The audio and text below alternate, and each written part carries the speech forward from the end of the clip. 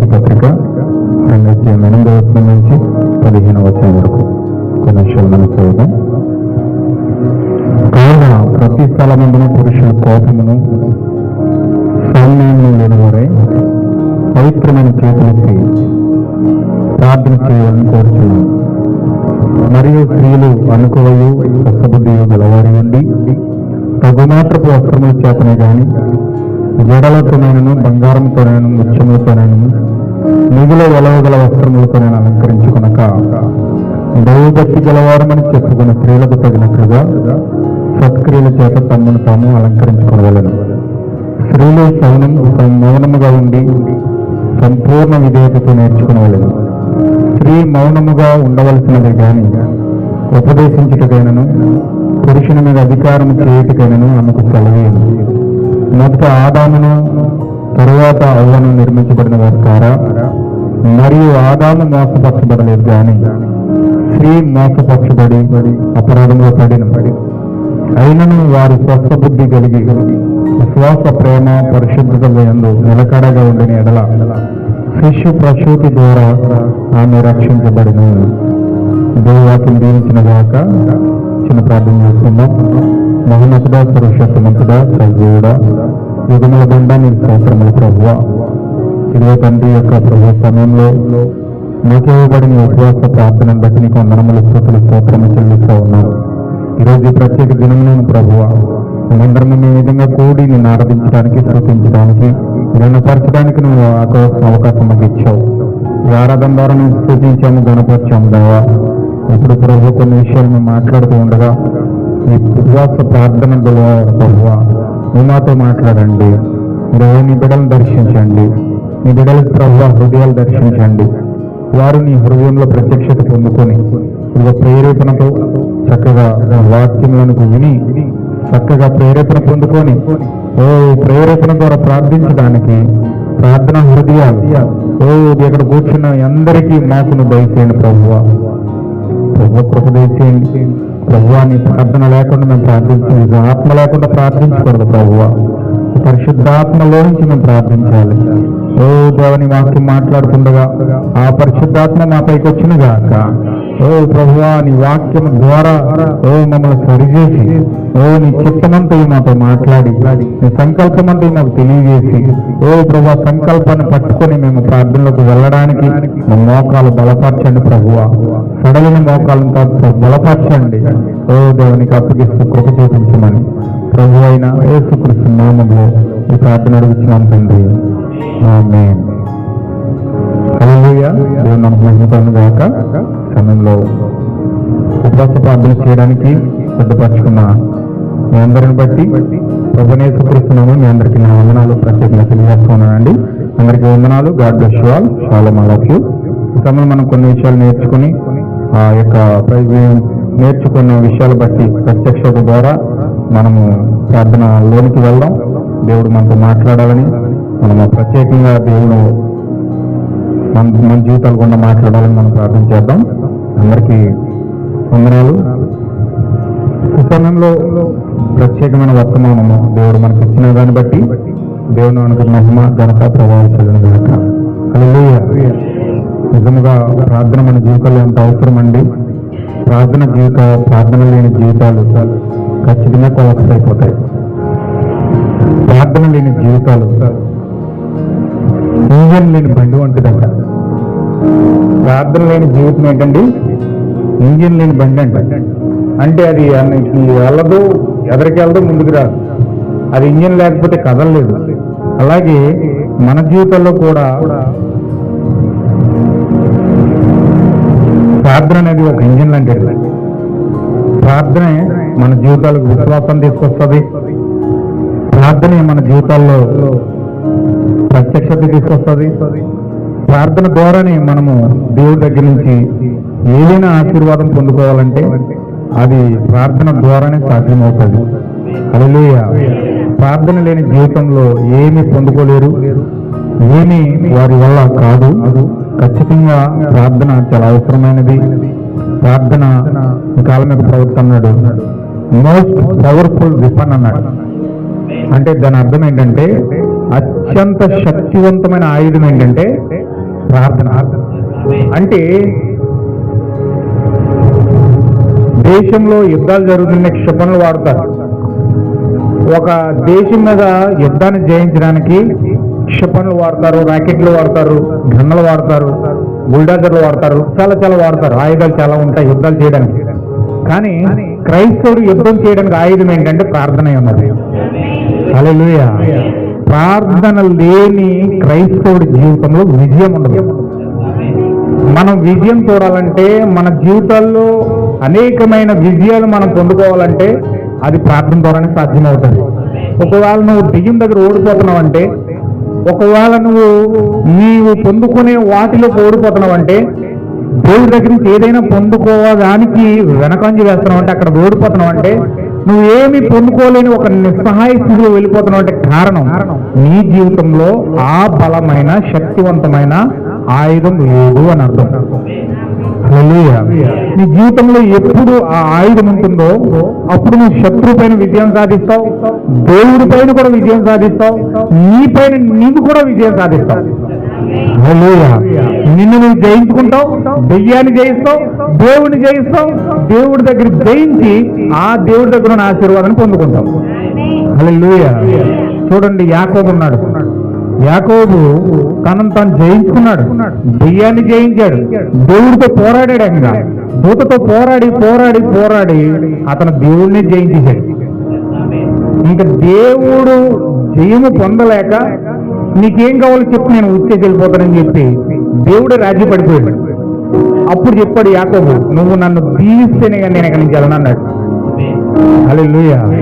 అప్పుడు సరే, నీ యొక్క పోరాట పటిమను బట్టి నేను దీవిస్తున్నాను, ఇక్కడ నుంచి నీవు యాకోబు అని నువ్వు పిలువబడవు, ఇక్కడ నుంచి నువ్వు ఇజ్రాయేలుగా పిలువబడతా ఉన్నావు అని దేవుని దూత యాకోబును దీవించి వెళ్ళిపోయింది. హల్లెలూయా. అంటే నీ జీవితంలో ఉన్న ప్రార్థన దేవుడిపై జయనిస్తుంది, దెయ్యాలపై జయనిస్తుంది, నీ పైన నిన్ను కూడా జయించేటట్లుగా చేస్తుంది. హల్లెలూయా.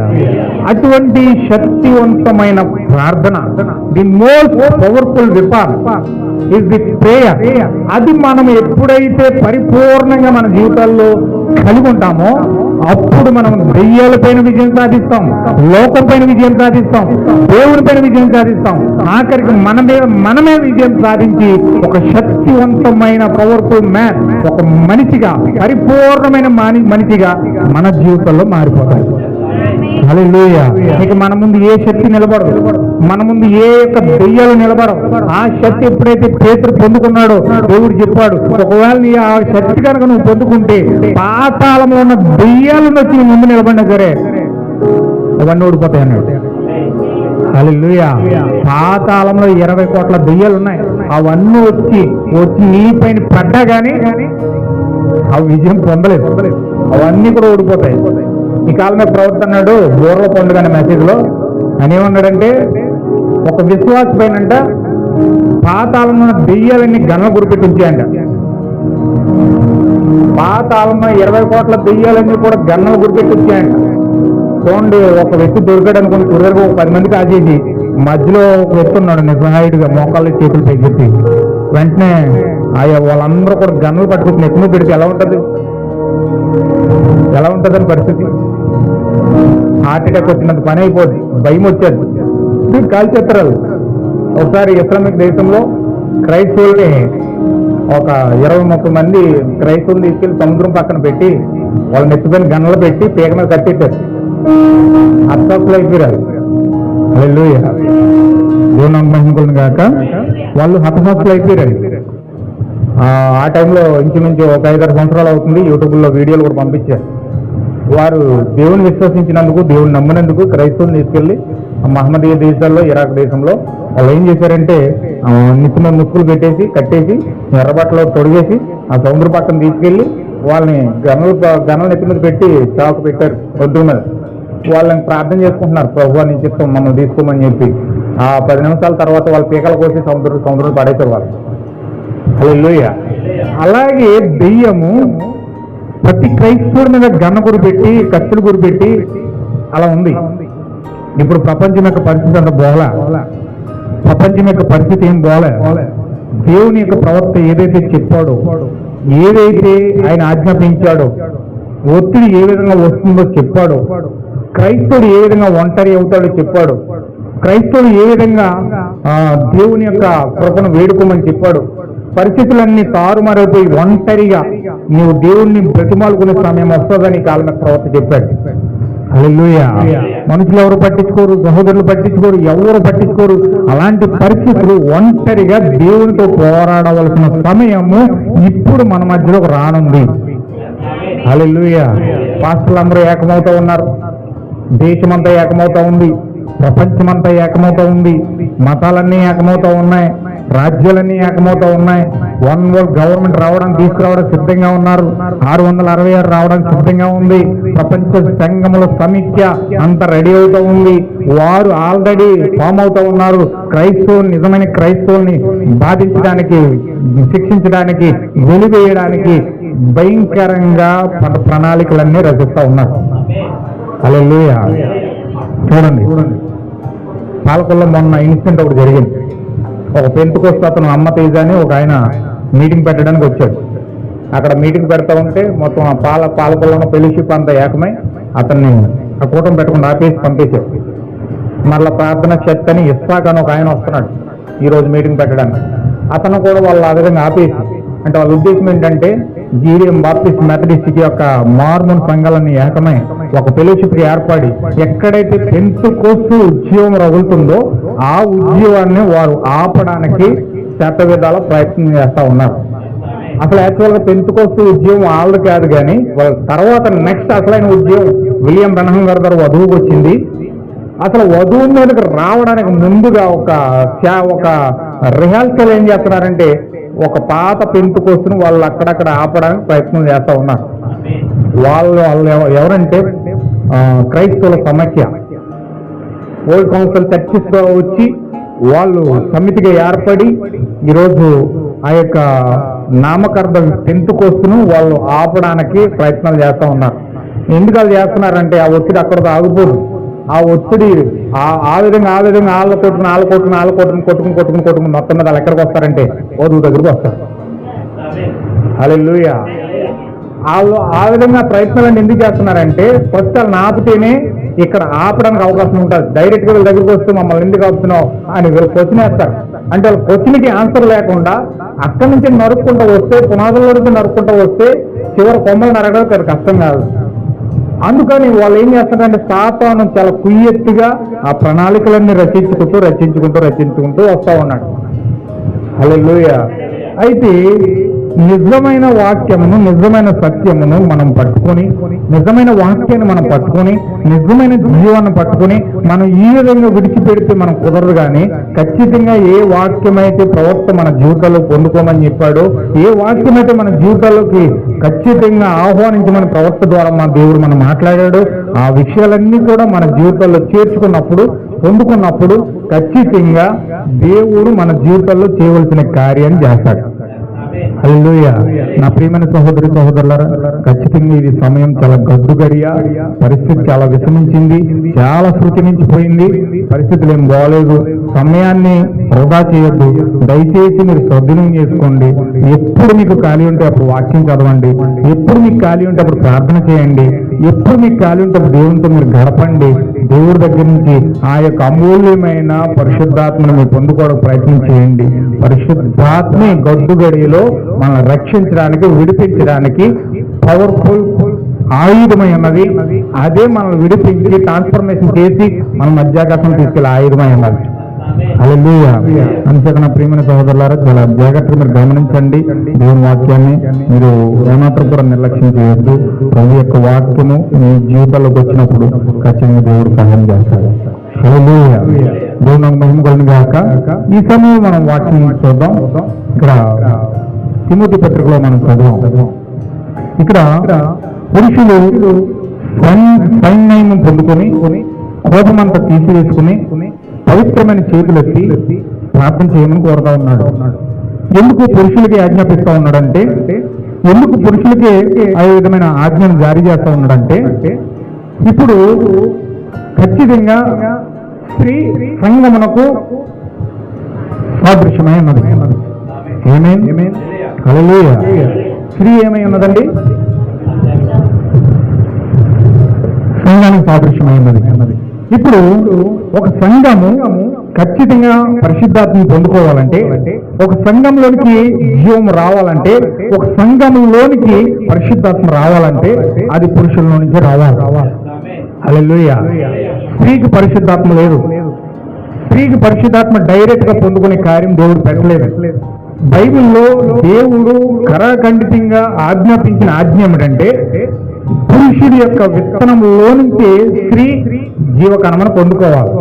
అలాగే ఒక వ్యక్తి ఎప్పుడైతే పురుషులకే ఎందుకు ఆజ్ఞాపిస్తా ఉన్నాడంటే, ఒక కుటుంబానికి యజమాని పురుషుడు కాబట్టి, ఒక సంఘానికి కాపరి పాస్టర్ కాబట్టి, ఒక దేశానికి పాస్టర్ ప్రవక్త కాబట్టి, ఆ ప్రవక్తకు దేవుడు యాజకుడు కాబట్టి, ఆ యొక్క కార్యాన్ని ఆ దేవుళ్ళ నుంచి ప్రవక్తలకు వస్తే, ప్రవక్తలో నుంచి కాపర్లకు వస్తే, కాపర్లో నుంచి భర్తలకు వస్తే, భర్తలో నుంచి భార్యలోకి వస్తారు.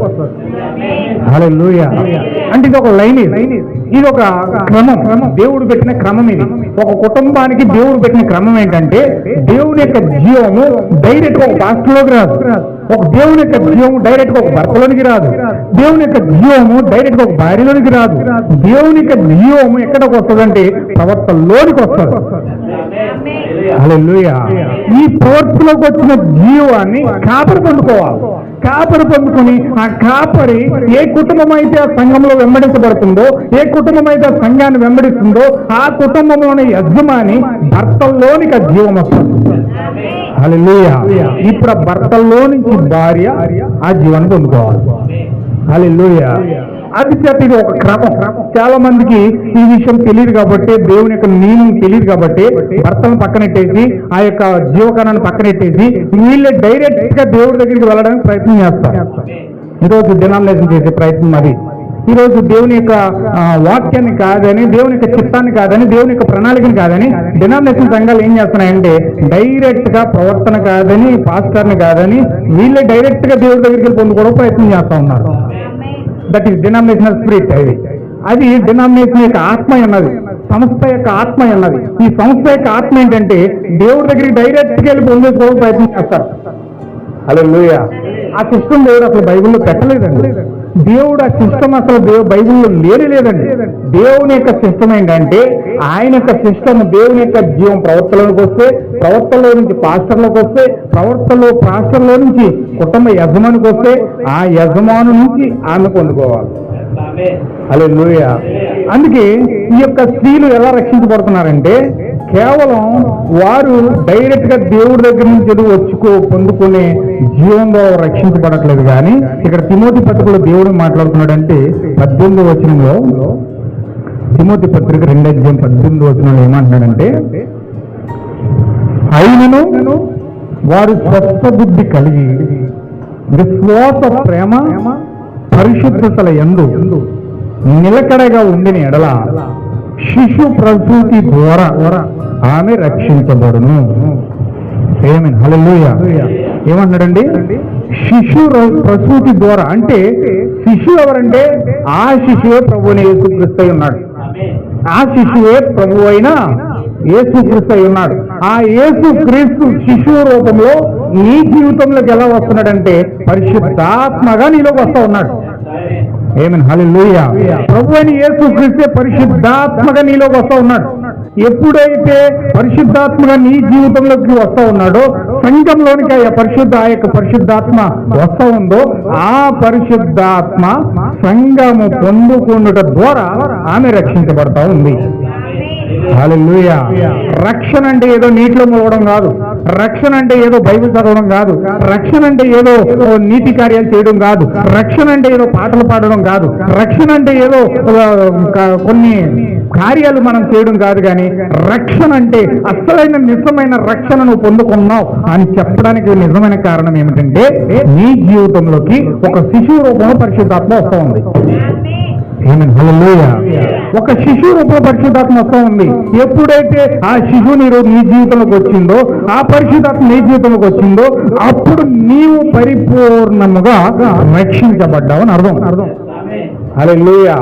అందుకే చాలా మంది రక్షించబడ్డామని బాప్తిజం పొందుకుంటారు, లేకపోతే పాటలు పాడతారు, ప్రార్థనలు చేస్తారు, యాచనలు చేస్తారు, అర్పణలు అర్పిస్తారు, రకరకాల కార్యాలు ఏవో చేస్తూ ఉంటారు. కానీ వారి జీవితంలో రక్షణ అనేది కనబడదు.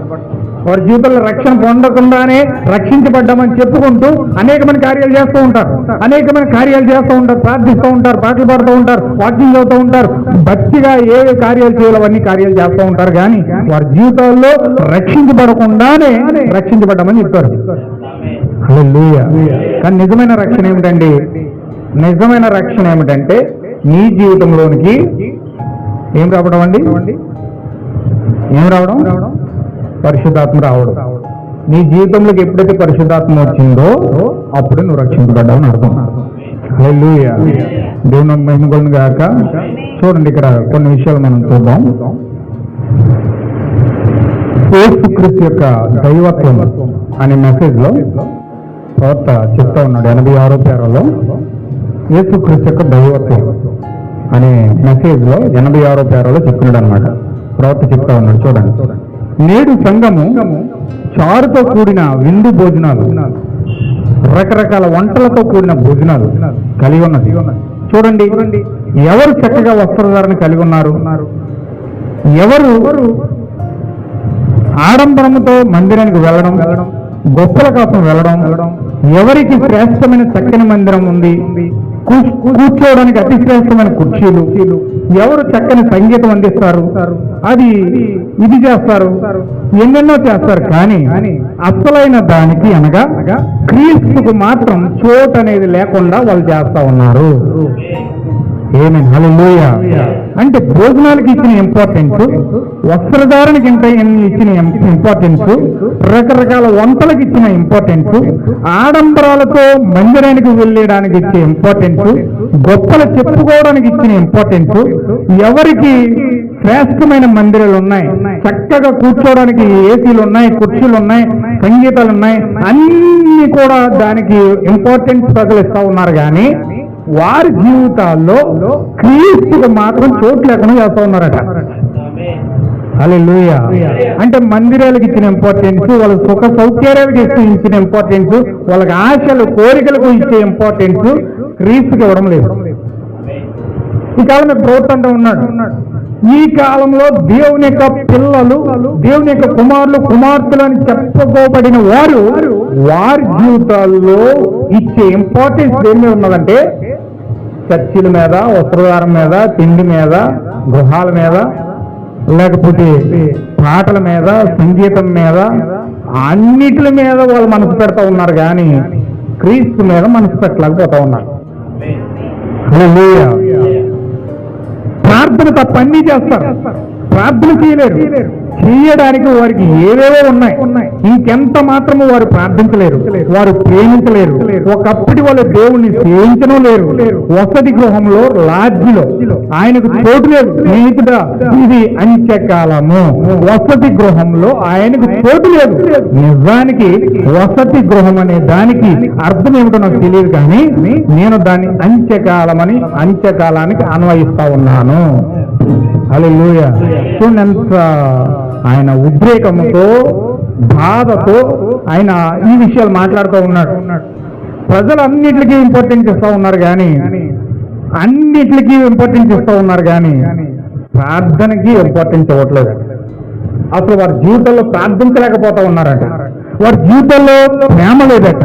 వారి జీవితాల్లో దేవుని యొక్క ప్రేమను పొందుకోవడానికి బదులుగా ఏవేవో కార్యాలు చేస్తూ దేవుణ్ణి సేవించకుండా సంఘాలను ఒక వసతి గృహాల్లాగా, అంటే ఒక లాడ్జీల కింద మార్చేశారట. హల్లెలూయా. లాడ్జీలు చూడండి, జనాలు వెళ్తారు, ఏదో ఊరు వెళ్తారు, బహుశా లాడ్జీ తీసుకుంటారు. లాడ్జీలు తీసుకుని అందులో నైట్ అంతా ఉండి వాళ్ళు విశ్రాంతి తీసుకుని తెల్లారిని వాళ్ళకి వెళ్ళవలసిన ప్లేస్లోకి వెళ్ళిపోతారు. అంటే సంఘం ఏంటంటే ఏదో వాళ్ళ అవసరం తీర్చుకోవడానికో, లేకపోతే వాళ్ళ విశ్రాంతి తీసుకోవడానికో, లేకపోతే వాళ్ళ పాపాలు కప్పుకోవడానికో, లేకపోతే వారి యొక్క జీవితాల్లో నేను పరిశుద్ధుడిని అని చెప్పుకోవడానికో, లేకపోతే నేను పాఠాన్ని మంచి సంగీతంలో విద్వాంసుని, నేను మంచి పాటకారిని, నేను మంచి వాక్యచూర్యం కలిగిన వాడిని, నాకు భాషలు వచ్చు, నాకు ఈవిని వచ్చు, అయ్యి వచ్చని వారి యొక్క వరాలను వ్యక్తపరచుకోవడానికో లేకపోతే వారి జీవితాలు పరిశుద్ధమైన జీవితాలుగా చెప్పుకోవడానికో ఈ విధమైన కార్యాలకు ఒక లార్జీల సంఘానికి వాడుకున్నారు. కానీ వారి జీవితాల్లో నిజమైన యథార్థమైన ప్రార్థన వారు చేయడానికి ఏ మాత్రం కూడా ముందుకు రావడం లేదు. హల్లెలూయా. అంటే ప్రార్థన సంఘాలు ఏ విధంగా మారిపోయినంటే వాళ్ళ అవసరాలు కోరికలు తీర్చుకోవడానికి ఈ కాలం మీద ప్రవర్తన్నాడు. ఆదమంట పాపం చేసి వెళ్ళి అంజూరపు చెట్టు పక్కన దాక్కున్నాడు. అంజూరపు చెట్టు పక్కన దాక్కున్నాడు, ఆకులు కట్టుకున్నాడు. ఈ కాలం మీద ప్రవర్తన్నాడు. ఆ అంజూరపాకు ఏదో ఒక సంఘం అన్నాడు. ఆ అంజూరపాకు ఏంటో కాదని సంఘం అన్నాడు. ఆ సంఘం ఈరోజు సంఘం దేనికి ఉపయోగపడుతుందంటే ఎన్ని చెడ్డ పనులు చేసినా, ఎన్ని కార్యాలు సాతాను సంబంధమైన కార్యాలను చేసేసినా అతను సంఘానికి వస్తే జనాలు అనుకుంటారట చర్చికి వెళ్ళిపోతుంది చాలా పరిశుద్ధుడు అనుకుంటారట. చర్చికి వెళ్ళిపోతున్నాడు చాలా పరిశుద్ధుడు అని చెప్పి జనాలు అనుకుంటారట. కానీ ఇతని అంతరంగ జీవితం అతనికే తెలుసు. అతను ఎలా బతుకుతున్నాడో ఆవిడ ఎలా బతుకుతుందో ఆవిడికి తెలుసు. హల్లెలూయా. సంఘం చుట్టుపక్కల జనాలు అనుకుంటారు ఇతను అలా సంఘానికి వెళ్తున్నారు, చర్చికి వెళ్తున్నారు, చాలా పరిశుద్ధులు, చాలా నీట్గా ఉంటారు, యథార్థంగా ఉంటారు ప్రజలు అనుకుంటారట. కానీ వీళ్ళ పాపాలను తప్పుకోవడానికి, ప్రజలు అలాంటి నీతివంతమైన మంచి పేరు తెచ్చుకోవడానికి, మేము పరిశుద్ధులమని చెప్పుకోవడానికి ఆ అంజూరపు ఆకును కట్టుకుంటారట. సంఘం అనే ఆకును కట్టుకుంటారట. హల్లెలూయా. దేవుడు నాకు మహిమ కలుగును గాక. అయితే ప్రజలు చూడండి ఒక లాడ్జిగా వాడుకున్నారు సంఘాలు, చర్చిని. అంతే తప్ప నిజముగా ప్రార్థన చేయడానికి వాళ్ళు రావడం లేదు. యథార్థంగా విధేయతతో దేవుని యొక్క మోకరించి పశ్చాత్తాపడి కన్నీరు కాచి ఆ పాతకాలపు విశ్వాసుల వలె రాత్రంతా బలిపీఠల దగ్గర కూర్చుని వాళ్ళు కన్నీరు కాచి వాళ్ళ ప్రార్థన అంట పాతకాలపు విశ్వాసులు ప్రార్థన చేస్తే కళ్ళు ఉబ్బిపోయినాయంట. వాళ్ళు ప్రార్థన చేస్తే కళ్ళు ఉబ్బిపోయాయంట, ముఖమంతా ఇంత ఉబ్బిపోయేదంట. అంత ఏడ్చి ఏడ్చి ఏడ్చి చూడండి, ఎవరైతే ఎక్కువ ఏడుస్తారో వాళ్ళు ముఖం పెద్దదవుతుంది. వాళ్ళంతా కన్నీరు కార్చి ఏడ్చి ప్రలాపించి దేవుని సంఘం మొరపెట్టేవారంట వాళ్ళు. హల్లెలూయా. ఆ పాతకాలపు విశ్వాసులు ఎలాగైతే ప్రార్థించారో రాత్రంతా బలిపీఠల దగ్గర ఉండి, అలాంటి ప్రార్థనలు ఈరోజు విశ్వాసుల్లో కరువైపోయినాయి. హల్లెలూయా. ఏదో షోకేజ్లో ఐటమ్ పెట్టినట్టుగా కొంచెం వెళ్ళి ఆ మంచం పక్కనే ఓ 10 నిమిషాలు ప్రార్థన చేసి ఏదో చేసామన్న పేరుకి మన మనసు తృప్తి కోసం ఒక చిన్న ప్రార్థన చేసి అలా మంచం మీద ఎక్కేస్తున్నారు తప్ప, లేకపోతే ఏదో చేసామన్న పేరుకి ఒక పావుగంట అరగంట ప్రార్థన చేసి మేము ప్రార్థన చేసేసామంటున్నారు తప్ప నిజముగా దేవుడు లోనికి వచ్చే వరకు, ఆ శిశువు ఆ పరిశుద్ధాత్మ లోనికి పొందుకునే వరకు పోరాటంతో చేసే ప్రార్థన ఈరోజు సంఘాల్లో కరువైపోయి అంటారు. హల్లెలూయా. నిజంగా పరిశుద్ధాత్మ పొందుకోవాలనే తపనతో కూడిన ప్రార్థన ఈరోజు విశ్వాసులు చేయడం లేదండి. హల్లెలూయా. అందుకే ఈరోజు దేవుడి దగ్గర నుంచి ఏం పొందుకోలేకపోతా ఉన్నారు ప్రజలు. అందుకే దేవుడి దగ్గర నుంచి ఏ ఆశీర్వాదం పొందుకోలేకపోతా ఉన్నారు ప్రజలు. వారు ఆ గొప్ప శక్తివంతమైన ఆయుధాన్ని ఆ పరిపూర్ణంగా ఉపయోగించలేకపోవడం కారణం చేతనే ఈరోజు విశ్వాసులు దేవుని దగ్గర చేయలేకపోతున్నారు. ఆమేన్. హల్లెలూయా. దేవుడు నాకు మహిమ కలుగును గాక. నా ప్రియమైన సహోదరులారా, ఒక్కసారి మన జీవితంలో అలాంటి పొరపాట్లు ఏమైనా ఉంటే, ఖచ్చితంగా మన జీవితాల్లో ఆ విధమైన కార్యాలు ఏమైనా ఉంటే ఖచ్చితంగా ఈ మధ్యాహ్నం దేవుడు మనం సరిచేయను గాక. హల్లెలూయా. ఖచ్చితంగా దేవుడు అలాంటి ప్రార్థనలు, తుచ్చి ప్రార్థనలు, ఆ తుచ్చు ప్రార్థనలు, ఏదో 5 నిమిషాలు 10 నిమిషాల ప్రార్థనలు దేవుడు మన జీవితాలను తొలగించి ఆ పరిశుద్ధాత్మ శిశువు మన జీవితంలోకి వచ్చే వరకు పోరాటంతో చేసే ప్రార్థన దేవుడు మనకు దయచేయును గాక. ఆమేన్. హల్లెలూయా. ఖచ్చితంగా దేవుడు అలాంటి ప్రార్థన దయచేయాలని ప్రార్థన చేద్దాం. స్నేహితుడా, ఈ అంత్యకాలము దేవుని యొక్క కాలంలో మనం ఉన్నాం. అంత్యకాలంలో ఉన్నాం. దేవుని యొక్క సంఘాన్ని వసతి గృహంలో వాడుకోవద్దు. నిజానికి వసతి గృహంలో మీరు ఉంటే మీరు నశించిపోతారు. ఇది అంత్యకాలం అని ఈ కాలం యొక్క ప్రవర్త బల్లగుద్ది మరి చెప్తా ఉన్నాడు. హల్లెలూయా. మనం చివరి కాలంలో ఉన్నాం. మనం దుర్దశలో ఉన్నాం, దుర్జనాల్లో ఉన్నాం, చాలా భయంకరమైన కాలంలో ఉన్నాం. మనిషికి మృగానికి తేడా తెలియని కాలంలో ఉన్నాం. పాపము భయంకరంగా క్రూరత్వంతో ప్రయాణించే ఆ కాలంలో మనం ఉన్నాం. హల్లెలూయా. మనిషికి మానవత్వం చచ్చిపోయిన దినాల్లో ఉన్నాం మనం. చాలా భయంకరమైన దుర్దశలో ఉన్నాం, చాలా ప్రమాదపు అంచులో ఉన్నామని చెప్పి అన్నాడు ప్రవక్త. హల్లెలూయా. మీరు కనుక తేరుకొని ఆ యొక్క హృదయపూర్వకమైన జీవజన్యు యేసుక్రీస్తు యొక్క జీవాత్మ కలిగిన జన్యు మన జీవితంలో పొందుకోవడానికి ప్రయాసపడకపోతే, మన జీవితంలో ఖచ్చితంగా ఈ దేవుని దగ్గర నుంచి పోరాడ పెట్టిన పొందుకొని మన జీవితంలో అలాంటి ఆ యొక్క పట్టుభద్రమైన ప్రార్థన మనకు చేయకపోతే మన జీవితంలో కోల్పోవలసినంత కోల్పోతామండి. హల్లెలూయా. దేని మీద దృష్టి పెట్టదు దయచేసి, దేని మీద తలంపు పెట్టదు దయచేసి, దేని మీద మీ ఆలోచన పెట్టదు దయచేసి. దేని మీద మీ ఆలోచనలు ఉంటే దాన్ని ఇక్కడే కంట్రోల్ చేసి, దాన్ని ఇప్పుడే కట్ చేసి దేవుని మీద మనసు మలచండి. ఖచ్చితంగా దేవుడి మధ్యాహ్న కాల సమయంలో మీకు సహాయం చేస్తాడు. హల్లెలూయా. నా ప్రియమైన సహోదరుడా, దేవుడు ప్రేమించి ఈ మాటలు మనతో మాట్లాడుతూ ఉన్నాడు. దేవుడు మనల్ని ప్రేమించాడు కనుకునే ఈ మాటలు మనతో మాట్లాడుతూ ఉన్నాడు. ప్రేమించిన వారిని గద్దిస్తాడు, ప్రేమించిన వారిని శిక్షిస్తాడు, ప్రేమించిన వారిని ఆయన వెంటాడతాడు. ఖచ్చితంగా ఆ యొక్క వ్యక్తిని ఎంత మాత్రము దేవుని వదులుకోడు. హల్లెలూయా. నా ప్రియమైన సహోదరుడా, సహోదరి, ఈ మధ్యాహ్న కాల సమయంలో దేవుని స్వరం ఆలకిస్తా ఉన్నావా? దేవుని యొక్క స్వరం వింటా ఉన్నావా? మీ హృదయంలో దేవుని యొక్క ఆ యొక్క మాటలు మీ హృదయంలో నాటనేయండి. దేవుని యొక్క చిత్తమునకు లోబడండి. ఖచ్చితంగా మీ హృదయంలో ఖచ్చితంగా దేవునికి ప్రాణం ఇచ్చి ఆ జీవాత్మను పొందుకునే వరకు మనము ఎదురు చూద్దాం, దేవుని దగ్గర కనిపెడదాం. హల్లెలూయా. ఈ కాలం మీద ప్రవక్త మాట్లాడుతూ ఉన్నాడు. దీనిని నమ్ముచున్నావా అనే మెసేజ్ లో 12వ పేరాలో మాట్లాడుతూ ఉన్నాడు. చూడండి. కానీ ఇటువంటి రోజు మీ ముందుకు వచ్చి కొంత వాక్యం చదువుకు ప్రయత్నించి మరి ఆ వాక్యం నాకు తెలిసినట్టు వివరించినట్టు నేను ఆనందిస్తున్నాను. ఎందుకంటే అదంతా కూడా నేను నిజమని నమ్ముతాను. దేవుని యొక్క ప్రతి మాట నిజమే అన్నది. ఇలాంటి కూటమికి స్వస్థత కొరకు అటువంటి అభిషేకంతో రావాల్సిన పని లేదు. మీరు ప్రార్థన లేక ఉపవాసం చేసి రావాల్సిన పని లేదు. నేను సమయానికి వచ్చి వాక్యం చదివి మరి ఆ వాక్యం ఆ విధంగా కొనసాగుతాయి ఉన్నది. మీరు చూసారా? అటువంటి ప్రభు యొక్క దూత కొరకు దానికంటే కూడా సువార్త ప్రకటించడానికి ఒక చిత్రమైన అనుభూతి అయి ఉన్నది. ఎందుకనగా మీరు ప్రతి ఆత్మకు చాలా చలించగలరు. అది ఎలా ఉంటుందనగా ఒక గోడలో అక్కడ తడిచినట్లుగా ఉంటుంది. దేవుని మహిమ గాక. చాలా మంది ప్రార్థన మీదే డిపెండ్ అయిపోతారట, లేకపోతే వాక్యం మీదే డిపెండ్ అయిపోతారట.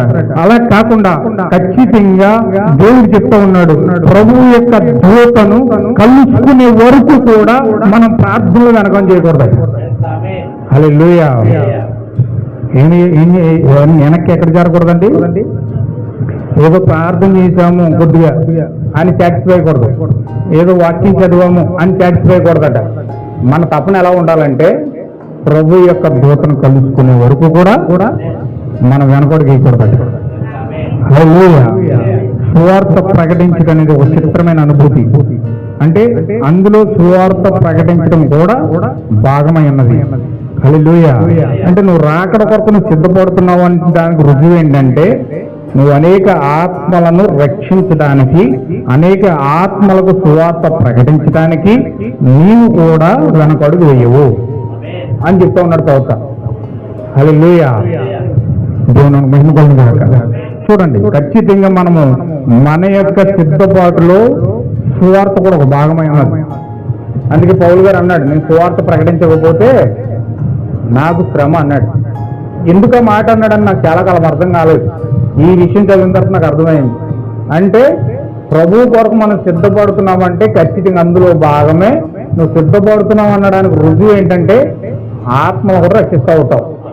కొంతమంది సువార్త కూడా ప్రకటిస్తూ ఉంటావు, ఈ వర్తమానాన్ని తెలియజేస్తూ ఉంటావు, ఈ వర్తమానాన్ని పట్టుకెళ్ళి అమ్మ ఇది సత్యము, ఇది రక్షణ, ఈ యొక్క వాక్యం ద్వారానే మనం రక్షణ పొందుకుంటాం, ఈ యొక్క సువార్త ద్వారానే మనం రక్షణ పొందుకుంటాం, అపోస్తుల బోధ ద్వారానే, యేసుక్రీస్తు నామం ద్వారానే మనకు రక్షణ, తండ్రి కుమార పరిశుద్ధాత్మలో రక్షణ లేదు, మనం ఖచ్చితంగా యేసుక్రీస్తు నామం ద్వారానే రక్షించబడతాం అని చెప్పి ఖచ్చితంగా వేరే ఒకరికి మనం సువార్త ప్రకటించడానికి ముందడుగు వేస్తాం. అంటే మనం సిద్ధపడుతున్నాం అనడానికి రుజువు ఏంటంటే ఇది ఒక రుజువు. ఇంకా చూడండి,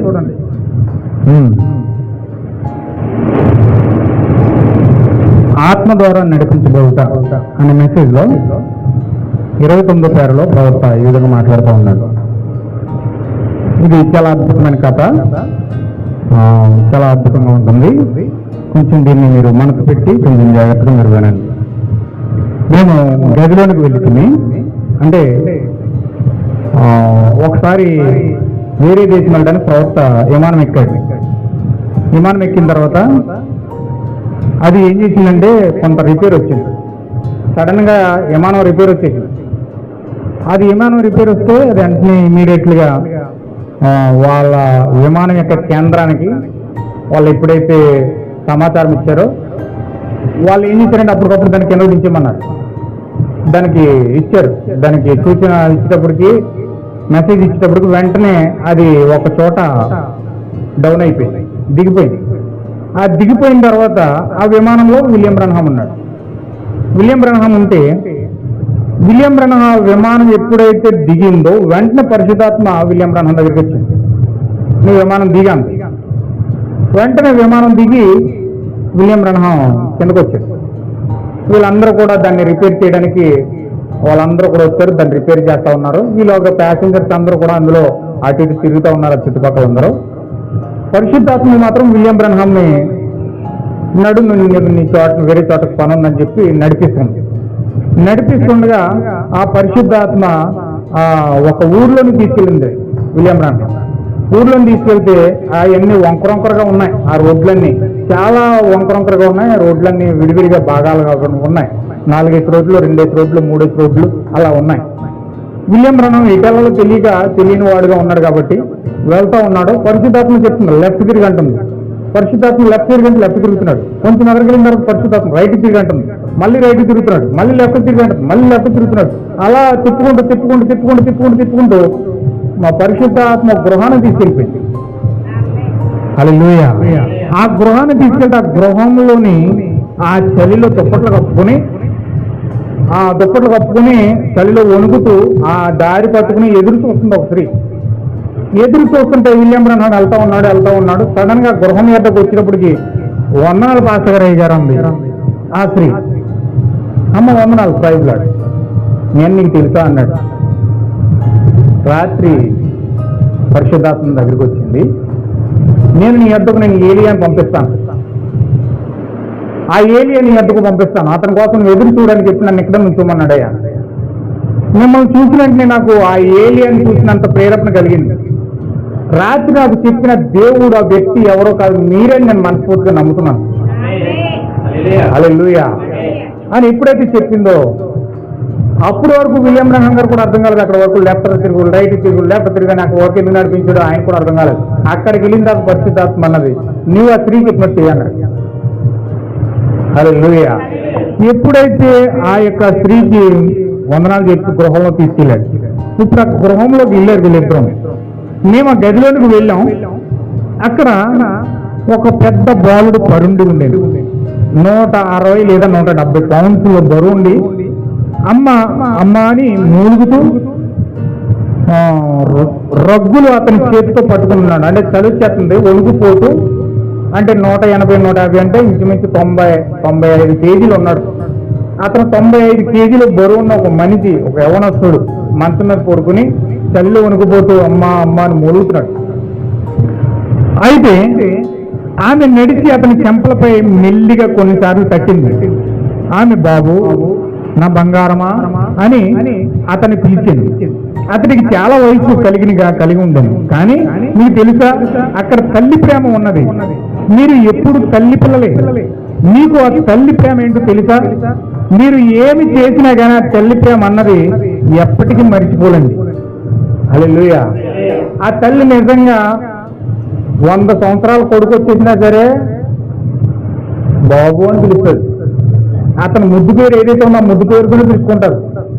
అతను పెద్దోడు అయిపోయినట్టు చూడదామే, ఇంకా నా కొడుకే, ఇంకా నా కుమార్తె అని ఆ తల్లి ఆ యొక్క ప్రేమను కనపరుస్తూ ఉంటుంది అనమాట.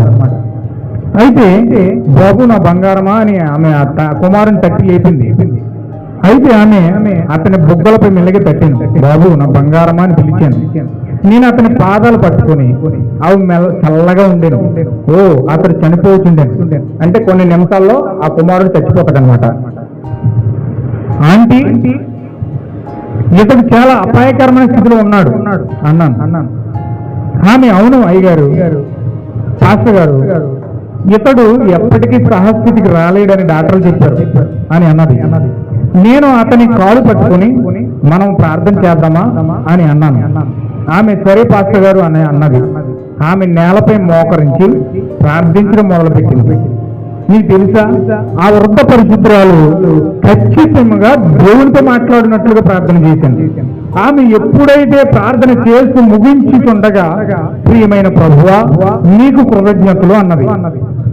హల్లెలూయా.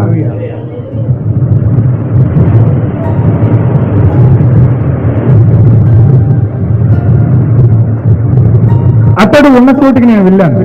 కొద్దిసేపు అతడు చూసిన చేతులు అతనిపై ఉంచాను. ప్రియ ప్రభువా ఇక్కడికి నన్ను ఎందుకు నడిపించావు నాకు తెలియదు.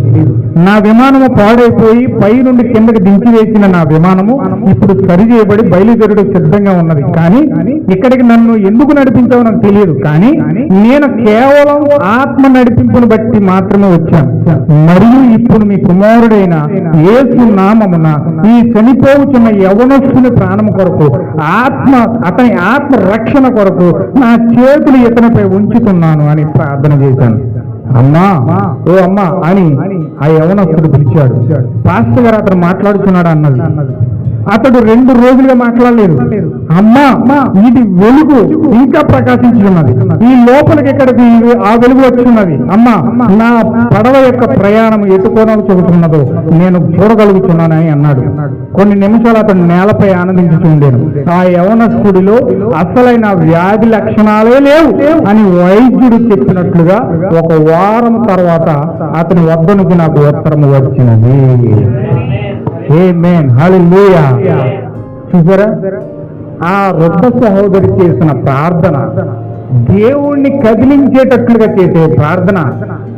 ఆ చనిపోతున్న కుమారుని బ్రతికించుకోవడానికి ఆమె చేసిన ఉపవాస ప్రార్థన, పట్టుదలతో కూడిన ప్రార్థన దేవుడు గాలిలో ప్రయాణిస్తున్న ప్రవర్త యొక్క విమానానికి రిపేర్ పెట్టి అక్కడ ఆపేశాడు.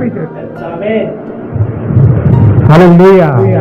మీరు చెప్పండి, నిజంగా ప్రార్థనకి ఎంత శక్తి లేకపోతే, ప్రార్థనకు ఎంత బలము లేకపోతే, ప్రార్థనకు ఎంత శక్తి అనేది అక్కడ లేకపోతే గాలిలో వెళ్తున్న విమానానికి రిపేర్ తెచ్చి దేవుడు ఆ ఊర్లో పెట్టడు.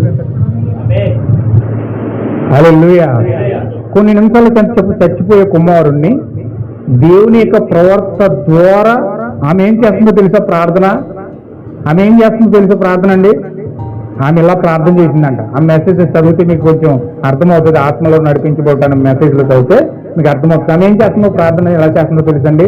ప్రభువా నేను ఇప్పుడు శారీపతి ఎదవాలని,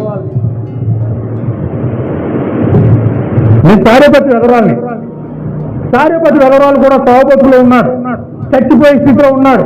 ఆ చచ్చిపోయే స్థితిలో ప్రార్థించినప్పుడు, ఆమె రాత్రి అంతా ప్రార్థించినప్పుడు, మనం ఆల్రెడీ చెప్పుకున్నాం మెసేజ్, ఆమె ప్రార్థించినప్పుడు కళ్ళ ఓరేసరికి ఆ బాలుడు బ్రతికించడానికి ఆ కుండలో నూనె తరిగిపోకుండా, ఆ పిండి తరిగిపోకుండా జీవించిన ఆ దేవుడు ఏలియాను పంపించి ఆ కుమారుణ్ణి చావు బతుకుల్లో నుంచి విడిపించేశావు. తరగని పిండిచ్చావు, తరగని నూనెచ్చావు. హల్లెలూయా. అదే సారేపతి ఎదవరాలు ఇప్పుడు నేనున్నాను. నా కుమారుడు కూడా చావు బతుకులో ఉన్నాడు, నా కుమారుడు కూడా చనిపోవడానికి సిద్ధంగా ఉన్నాడు. అతని శరీరం అంతా చల్లగా అయిపోయింది, కానీ చెప్పుడు చచ్చిపోతాడు. ఇప్పుడు నా కుమారుని విడిపించుకోవడానికి, నా కుమారుని బతికించుకోవడానికి నేను సారేపతి ఎదవరాలను అయితే మరి ఏలియా ఎక్కడా? ఆమేన్, హల్లెలూయా. ఇప్పుడు నువ్వు ఏలియాను పంపిస్తే నా కుమారుడు బతుకుతాడు, నువ్వు ఏలియాను పంపిస్తే నా కుమారుడు బతుకుతాడు.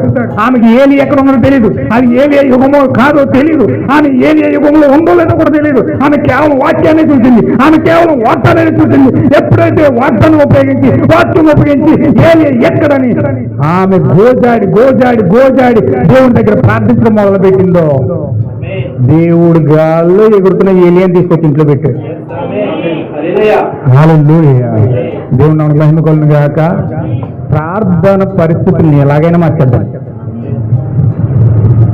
లేని దాన్ని ఉన్నట్టుగా చేసేస్తుంది ప్రార్థన. హల్లెలూయా. మృతులను సజీవులుగా చేసేస్తుంది ప్రార్థన. హల్లెలూయా. మరణాన్ని జీవంగా మార్చేద్ద ప్రార్థన. హల్లెలూయా. చచ్చిపోయే కుమారుడు ఎలా మారిపోయాడండి? బతికేశాడు. ప్రార్థించిన మరుక్షణమే అమ్మానికి ఆకలేశాడు. 2 రోజులకి మాట్లాడిన కుమారుడు ప్రార్థించిన వెంటనే అమ్మా అన్నాడు. నేలపై వేశాడు, తిన్నాడు, తాగాడు, గొంతులేడు మొదలెట్టాడు. వెళ్ళి డాక్టర్ దగ్గరికి టెస్ట్ చేయించుకుంటే ఆ మునుకున్న వ్యాధి లక్షణ ఏమీ లేకుండా దేవుడు చేసేసాడు. హల్లెలూయా. దేవునికి మహిమ కలుగును గాక. దేవుడు ఆశ్చర్యకరుడండి. ఆశ్చర్య రీతిగా నీ జీవితంలో నా జీవితంలో కార్యాలు చేస్తాడు. కానీ మనము పట్టు వేడవు అనే ప్రార్థన మన జీవితంలో ఉండాలి. హల్లెలూయా. మన జీవితంలో ఏమైతే కోల్పోవాలో, ఏమైతే తీసేసుకోవాలో అవన్నీ తీసేసుకుంటూ దేవుని సన్నిధిలోనికి దగ్గరగా వెళుతూ మనం ఎప్పుడైతే ప్రార్థిస్తూ పట్టుదలతో ప్రార్థన చేస్తున్నామో దేవుడు ఖచ్చితంగా ఆ ప్రార్థన జవాబిస్తాడు. హల్లెలూయా.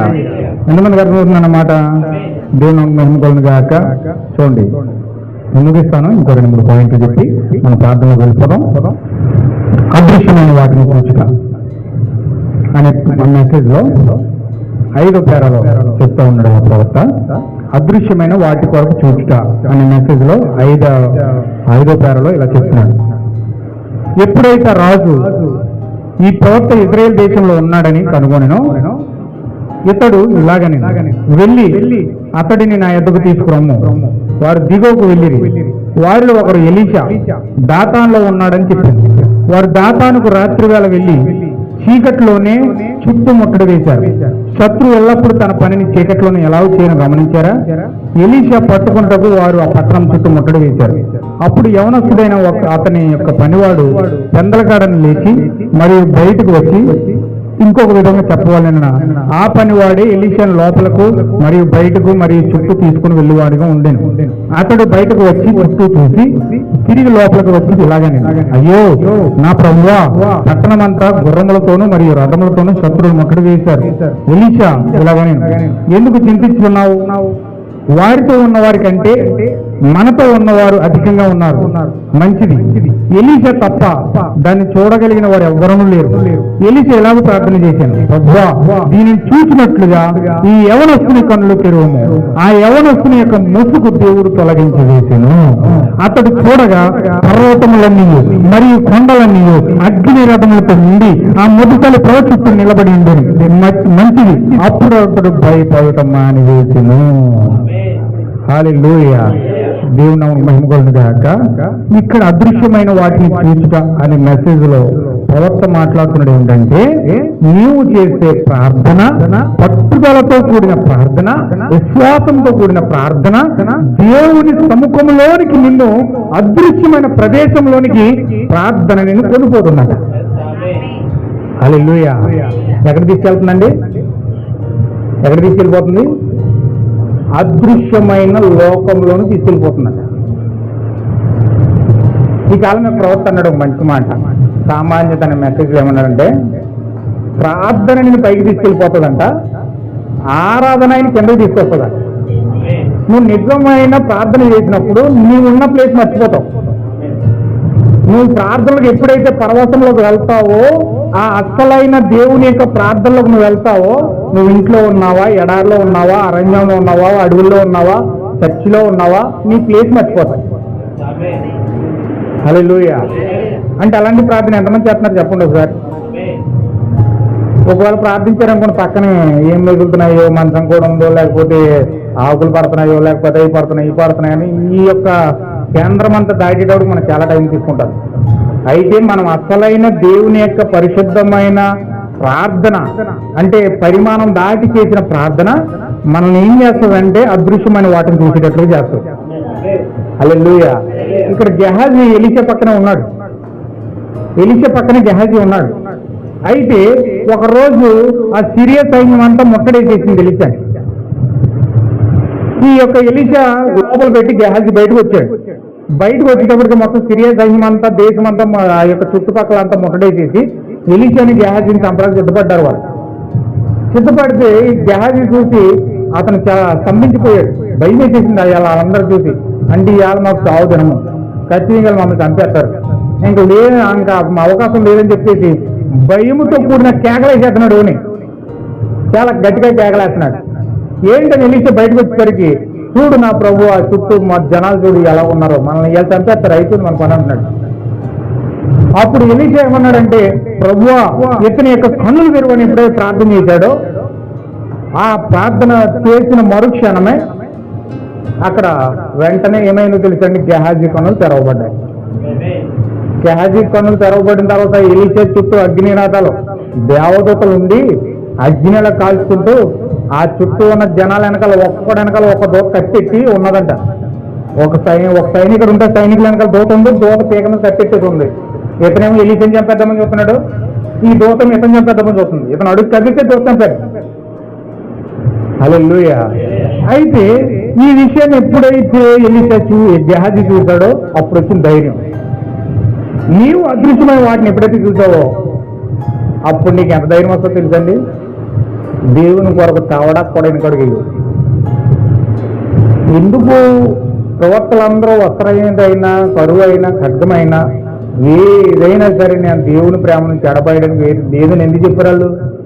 ఎందుకు తెలుసండి, వాళ్ళు విశ్వాసం ద్వారా, లాస్ట్ చెప్పుకున్నాం మనం, విశ్వాసం ద్వారా అదృశ్యమైన ప్రపంచం చూశారు. అదృశ్యమైన ప్రపంచంలో ఏముందో చూశారు.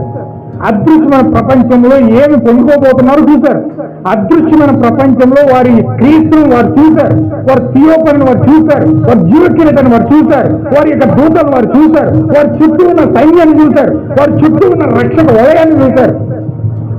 హల్లెలూయా. మాకు ఈ రాజ్యంలో ఉండటం కంటే ఆ రాజ్యంలో ఉండటమే శ్రేయస్కరము అని వాళ్ళు ఎప్పుడైతే నిర్ణయం తీసుకున్నారో అప్పుడు వారు ప్రతి దాని ముందు భయపడకుండా ధైర్యంగా నిలబడ్డారు. హల్లెలూయా. దేవుని ప్రేమలో ఏం లేదంటండి, దేవుని ప్రేమలో ఏం లేదట, భయం లేదట. దేవుని ప్రేమలో ఏం లేదండి, భయం లేదు. మరణానికి భయం లేదు, చావుకి భయం లేదు, కరువు వచ్చిన భయం లేదు, వస్త్రహీనత భయం లేదు, అంత్యక్రీస్తు వచ్చేతన భయం లేదు.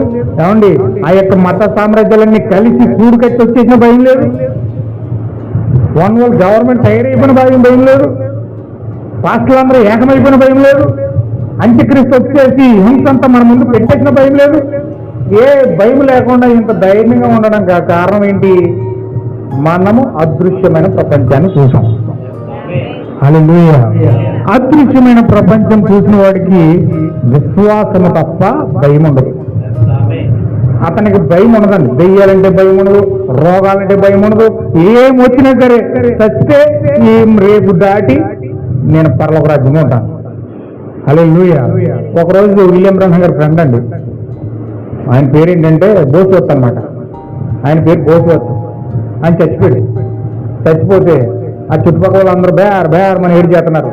వాళ్ళ ప్రేమ అలా ఉంటుంది కదా, మరి చచ్చిపోయిన వాళ్ళ దగ్గర ఎక్కడైనా ఏడుస్తారు. ఎందుకంటే వాళ్ళు చూపించిన ప్రేమ, ఆప్యాయత అన్నీ ఉంటాయి కాబట్టి వాళ్ళు విడిచి వెళ్ళిపోయేటప్పటికి ఆ హృదయం తట్టుకోలేదు, ఖచ్చితంగా ఏడుస్తారు. అలాగే ఏడుస్తున్నారు వాళ్ళు. ఏడుస్తుంటే సడన్ గా ఈ వ్యక్తి లేచిపోయాడు. సడన్ గా బోస్వర్త్ లేచిపోయాడు. ప్రాణమతంలో వచ్చేసింది, లేచిపోయి వాళ్ళందరితో ఏమన్నాడంటే, ఎందుకు ఏడుస్తున్నారు అందరూ, ఎందుకు ఏడుస్తున్నారు? నేను చచ్చిపోలేదు, ఇది నా పట్టాభిషేకం. ఈ శరీరం అనే వస్త్రాన్ని తీసేసి వేరొక వస్త్రాన్ని వేసుకుని పట్టాభిషేకం పొందుకుని రాజుగా నా ప్రభు యొక్క సన్నిధిలోకి వెళ్తున్నాను నేను. హల్లెలూయా. మీరు ఎందుకు ఏడుస్తున్నారని చెప్పేసి అన్నాడట. వాళ్ళందరూ సంతరించుకుని నోరాలు చెప్తున్నారు. ఈలోగా మళ్ళీ జాగ్రత్తగా పడుకుని మరి చెప్పారు. మళ్ళీ ఇంక వెళ్ళలేదు ఎవరు, సంతోషంగా తీసుకెళ్ళి సమాధి చేశారు. హల్లెలూయా. ప్రవక్త కూడా ఏడుచుంటే వాళ్ళందరూ ఏడుతుంటారు. అక్కడికి వచ్చి ఏడుస్తున్నాడు, ప్రవక్త కూడా ఏడుస్తున్నాడు. ఎప్పుడైతే ఆయన లేచి, విలియం బ్రహ్మం ఇప్పుడు దాకా నువ్వు దేనికోసమైతే ప్రసంగించావు, దేనికోసమైతే చెప్తా ఉన్నావు, ఏ రాజ్యం కోసమైతే నువ్వు మాట్లాడుతున్నావు, ఆ రాజ్యంలోకి ఈరోజు నేను అడుగు పెట్టాను. హల్లెలూయా. ఎప్పుడైతే మాట చెప్పాడు విలియం బ్రహ్మం ఇంకా ధైర్యం వచ్చేసింది. ఆయన సేవ మొదలు పెట్టకముందు ఆయన భార్య చెప్పింది అన్నమాట. హోప్ చచ్చిపోయింది. ఇతను తట్టుకోలేక గట్టిగా ఇంట్లో అరుస్తుంటే ఆమె లేదు వచ్చేసింది. ఆయన ఒళ్ళో కూర్చుని ఎక్కడికి వెళ్ళావు హోప్, ఏం చేస్తున్నావు హోప్ అని అడుగుతుంటే, ఇంతవరకు నువ్వు చెప్పవే పరలోక రాజ్యం కోసం, దేవుడి రాజ్యం ఉంది, ఏదైనా కోల్పోండి కానీ పరలోక రాజ్యాన్ని కోల్పోవద్దని చెప్పవే, ఆ రాజ్యంలో అడుగు పెట్టాను నేను. నువ్వు నా కోసం ఇంకెప్పుడు నాకు ప్రమాణం చేయి అని ప్రమాణం చేయించుకుని నువ్వు ఇంకొక పెళ్లి చేసుకో, నువ్వు అమాయకుడివి, నువ్వు ఇలా నువ్వు ఒంటరిగా ఉంటే నిన్ను బతకనివ్వరు, నువ్వు చాలా అమాయకుడు, నువ్వు బతకడం తెలియదు, దయచేసి నా కోసం నువ్వు ఇంకొక పెళ్లి చేసుకోని చేతిలో చెయ్యి వేసుకుని మాట తీసుకుని ఆమె నేను ఆ రాజ్యంలో నా కోసం ఏ మాత్రం చింతించొద్దని ఎప్పుడైతే మాట చెప్పి ఆమె మళ్ళీ వెళ్ళిపోయింది. హల్లెలూయా. మొదటి భార్యకి ఇచ్చిన మాట కోసం ఇంకొక పెళ్లి చేసుకోవాల్సి వచ్చింది. హల్లెలూయా. దేవునికి మహిమ కలుగును గాక. అయితే నా ప్రియమైన సహోదరి సహోదరులారా, ఖచ్చితంగా ఒక క్రైస్తవుడికి ఒక నిశ్చయిత ఉంది. మరణం గురించిన నిశ్చయిత ఉంది, పాపమును గురించిన నిశ్చయిత ఉంది, వ్యాధులు గురించిన నిశ్చయిత ఉంది, శాపాలు గురించిన నిశ్చయిత ఉంది, శోధనలు గురించిన నిశ్చయిత ఉంది. ఖచ్చితంగా ఒక నిరీక్షణ నీలో లేకపోతే, ఒక నిరీక్షణ అనేది నీకు లేకపోతే, ఒక నిరీక్షణతో నువ్వు ప్రార్థించకపోతే, ఒక నిరీక్షణ కలిగి దేవుని కొరకు వెంటాడకపోతే, ఒక నిరీక్షణతో దేవుని కొరకు వెతకకపోతే నువ్వు అతనికి విశ్వాసమే కాదు. దేవుని మహిమ కలుగును గాక. క్రైస్తవుడు ఒక నిరీక్షణ ఉన్నది, క్రైస్తవుడు ఒక నిరీక్షణ ఉన్నది. ఆ నిరీక్షణ కలిగి ఖచ్చితంగా దేవుడి దగ్గర నేను పొందుకుంటాను, దేవుడు నాకు గొప్ప స్థానం ఇచ్చాడు, దేవుడు ఖచ్చితంగా విశ్వాసం ఇచ్చాడు, దేవుడు ఖచ్చితంగా ఈ కార్యం ఇచ్చాడు. నువ్వు ఎప్పుడైతే మొరపెట్టి అదృశ్యమైన లోకాన్ని చూడడానికి పరితపిస్తావో, ఆ అదృశ్యమైన ప్రపంచాన్ని విపెట్టి చూసావో, నీ జీవితంలో ఉన్న భయం, నీ జీవితంలో ఉన్న ఆందోళన, నీ జీవితంలో ఉన్న టెన్షన్, నీ జీవితంలో ఉన్న నిరాశ, నిస్పృహ ప్రతిదీ కూడా పూర్తిగా తొలగించుకొని ఉత్సాహంతో క్రీస్తు కొరకు బ్రతకడానికి, అద్భుతమైన నిర్ణయం తీసుకోవడానికి దేవుడు నీకు సహకరిస్తాడు. ఆమేన్. హల్లెలూయా. మన జీవితంలో ఖచ్చితంగా నిరీక్షణ కలిగి మనం జీవించాలి, నిరీక్షణ కలిగి మనం ప్రార్థించాలి, నిరీక్షణతో మనం దేవుని వెంటాడాలి, నిరీక్షణతో దేవుని కొరకు పోరాడాలి, ప్రార్థించాలి.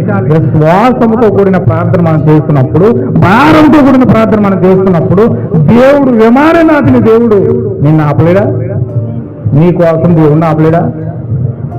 హల్లెలూయా. ఏమన్నా వింటున్నారా? దేవుని కుమార్తె ప్రార్థన చేస్తుంటే గాల్లో వెళ్తున్న విమానం రిపేర్ వచ్చేసింది. విలియం బ్రన్హాం వెళ్ళి మళ్ళీ ఆ యొక్క విమానంలోకి వచ్చిన వరకు వాటర్ రిపేర్ అవ్వలేదు, ఆ విమానం రిపేర్ అవ్వలేదట. ఆయన వెళ్ళి ఒక్క క్షణం అక్కడ కూర్చున్నాడంటే ఆ రిపేర్ అయిపోయింది, వెంటనే గాల్లోనే వెళ్ళిపోయింది.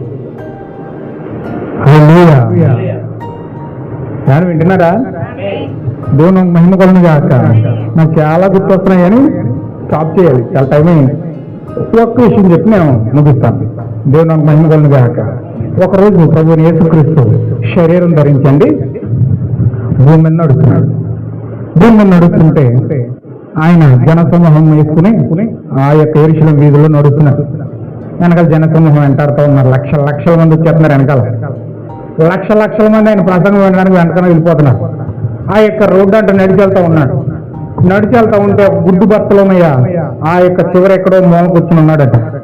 ఆయన్ని ఇంట్లో నుంచి తరిమేశాడు, ఇంట్లో నుంచి వచ్చేసాడు. ఏమీ ఆధారం లేదు, అతను తినడానికి అడుక్కుని తిని బతుకుతూ ఉన్నాడు. అతను ఎవరన్నా వేస్తే ఆ అడుక్కుని తిని పిల్లలను బతికించుకుంటా ఉన్నాడు. అతను చాలా ఆస్తిపరుడు ఉన్నవాడు, చాలా మంచి మనిషి, మంచి వ్యక్తిత్వం కలిగిన వ్యక్తి. అతను చాలా గొర్రెపిల్లంగా ఒక్క గోనం గొర్రెపిల్లని బతికించుకుంటూ అతను ఏం చేస్తున్నాడంటే చక్కగా గొర్రెపిల్లని బతికించుకుంటూ ఉన్ని అమ్ముకుంటూ అతను చక్కగా బతుకుతున్నాడు, కుటుంబాన్ని పోషించుకున్నాడు. ఆ గొర్రెపిల్లని బట్టి అతను బతుకుతున్నాడు. ఆ గొర్రెపిల్ల నెలకొకసారి ఉన్ని ఇస్తుంది, ఆ ఉన్ని అమ్ముకుంటూ ఇతను కుమారుడిని పోషించుకుంటూ ఉన్నాడు. హల్లెలూయా. ఒకరోజు ఏం జరిగిందంటే వాళ్ళ చిన్న పాప ఉందండి, గుడ్డు భర్తలోనే ఒక పాప ఉంది. ఆ పాపకి మరణంతో కూడిన వ్యాధి ఒకటి వచ్చింది. ఆమె చచ్చిపోయే స్థితిలో ఉంది. ఆమె చాలా భయంకరమైన వ్యాధితో పోరాడుతూ ఉంది.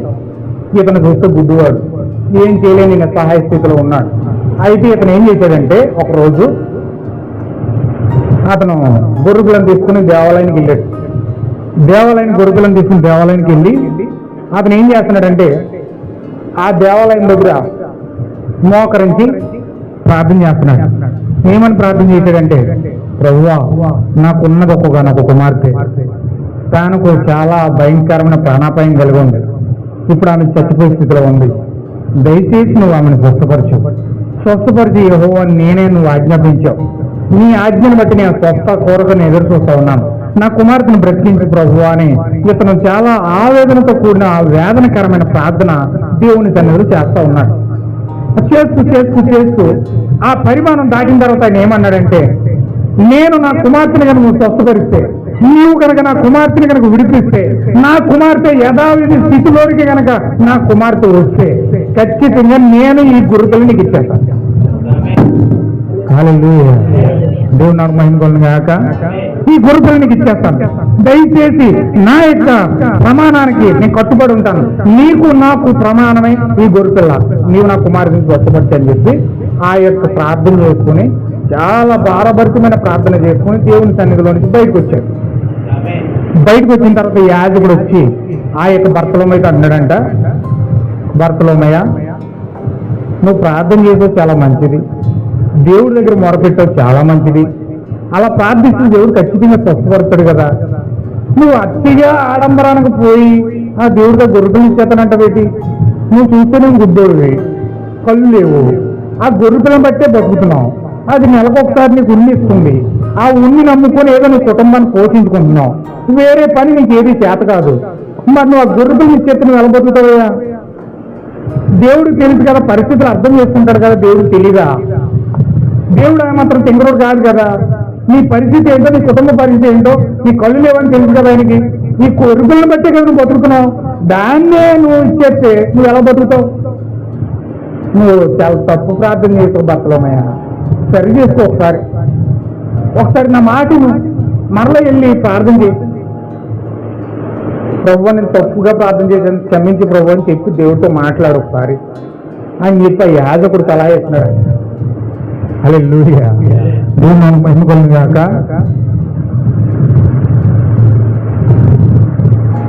ఆయన ఏమన్నాడు తెలుసండి, భర్తలో ఏమన్నాడు తెలుసా? యెహోవా ఈరే, యెహోవా ఈరే అన్నాడట.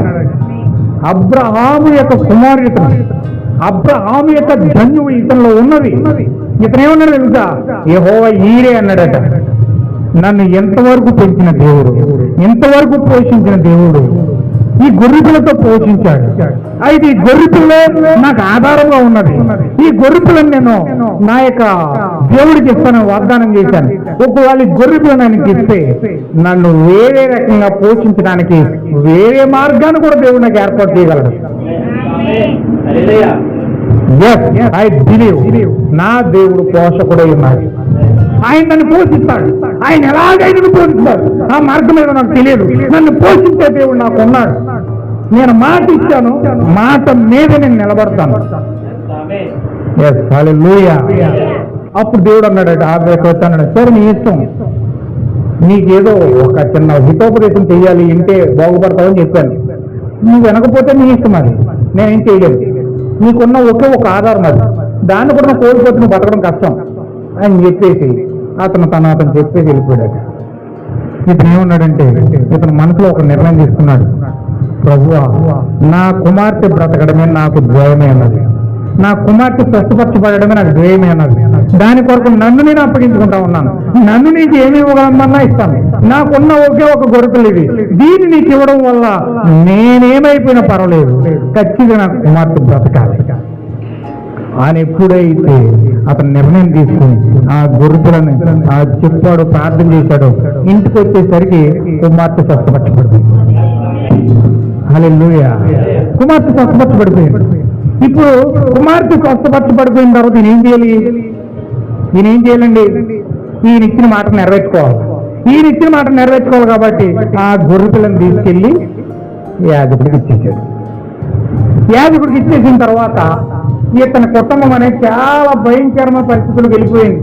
వాళ్ళ నప్పులు అడిగారు, వీళ్ళ నప్పులు అడిగారు, వాళ్ళ నప్పులు అడిగారు, వీళ్ళ నప్పులు అడిగారు. పోషించుకునే స్తోమత లేదు. వాళ్ళు పక్క అటు మాట అంటున్నారు, ఇటు మాట అంటున్నారు, అటు మాట అంటున్నారు. డబ్బు అనేది లేకపోతే చాలా భయంకరమైన పరిస్థితులు ఏర్పడుతూ ఉంటాయి.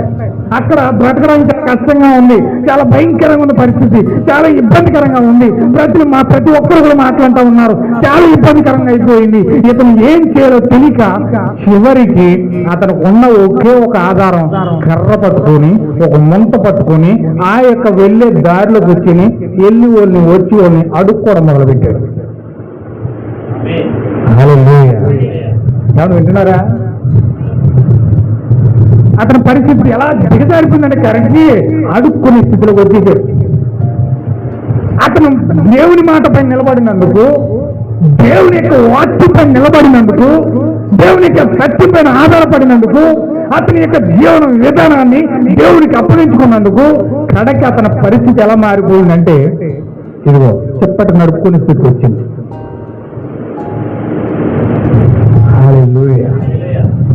నడుపుకున్నాడు, చాలా బాధాకరంగా మారిపోయింది. సరే ఈడ మన ఇంటి భర్తలోమయ్యారా, వీడు చెప్తే ఏం లేదు, గొర్రెలు నట్టుకెళ్ళి ఇమ్మంటే ఇచ్చేసాడు. ఏదో కూతురు పోలేదంట, ఏ డాక్టర్ దగ్గర తీసుకెళ్తే స్వస్థపడిను. ఆ డాక్టర్ దగ్గర తీసుకెళ్లకుండా దేవుడి దగ్గరికి వెళ్ళి చెప్పాడు, ఆ గొర్రెలు ఇచ్చేసాడు. ఇంకా ఆధారం లేదు, ఇంకా తెలుగు తక్కువ దద్దమ్మ, ఇక ఇలా అయిపోయింది పని పరిస్థితి అని చెప్పి చుట్టుపక్కల ప్రజలందరూ హేళన చేస్తున్నారట, చాలా బాధ పెడుతున్నారంట, చాలా రకరకాలుగా మాట్లాడుతున్నారట. పూరి వీడు బతుకులాగా అయిపోయిందిరా, ఇలాగ ఉండిపోరేడు, ఇలాగ అయిపోరేడు అని చెప్పి రకరకాలుగా మాట్లాడుతున్నారంట వాళ్ళందరూ కూడా, ప్రజలందరూ కూడా. అవన్నీ ఏం పట్టించుకోకుండా 2 రూపాయలు వచ్చినా, రూపాయి వచ్చినా, 10 రూపాయలు వచ్చినా దాన్నే పట్టుకొని ఆ యొక్క వ్యక్తి అలా కుటుంబాన్ని పోషించుకుంటూ అలా బ్రతుకుతున్నాడు. అలా బ్రతుకుతూ ఉండగా ఒకనొక రోజు ఆ యొక్క మెస్సియా, ఆ ప్రభువుని యేసుక్రీస్తు ఆ దారంతా వెళ్తా ఉన్నాడట.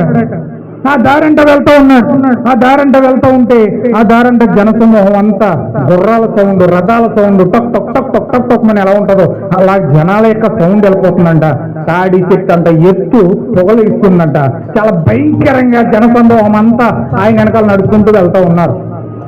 ఈయన ఎక్కడ రోడ్డు పక్కన ఉండి జనాలందరూ వెళ్ళిపోతున్నారు, సౌండ్లు వినపడుతున్నాయి. ఆ జనాలందరూ వెళ్ళిపోయిన తర్వాత బాబు బాబు బాబు అని అరుస్తున్నాడు, ఎవరు మాటించలేదు. కడకి ఒక అతను చెప్పట్టుకుని ఆ కాలు దొరికితే ఆ యొక్క వ్యక్తినట్టుకు కింద లాగితే ఆ కుర్రోడు ఒక ఆయన వచ్చాడట.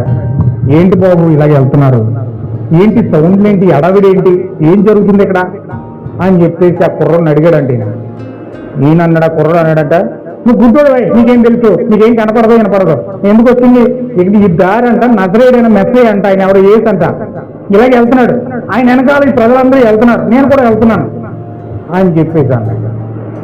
హల్లెలూయా. నజరేయుడని యేసు ఎప్పుడైతే ఆ మాట విన్నాడో, ఆ యొక్క పదం విన్నాడో ఇతని హృదయం పులకించింది.